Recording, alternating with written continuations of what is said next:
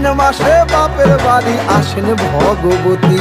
আশ্বিন মাসে বাপের বাড়ি আসেন ভগবতী। বলো গৌরী এলো দেখে জানো, গৌরী এলো দেখে জানো, গৌরী এলো দেখে জানো, গৌরী এলো দেখে জানো। ভবের ভবানী আমার ভবন করিল আলো। গৌরী এলো দেখে জানো, গৌরী এলো দেখে জানো।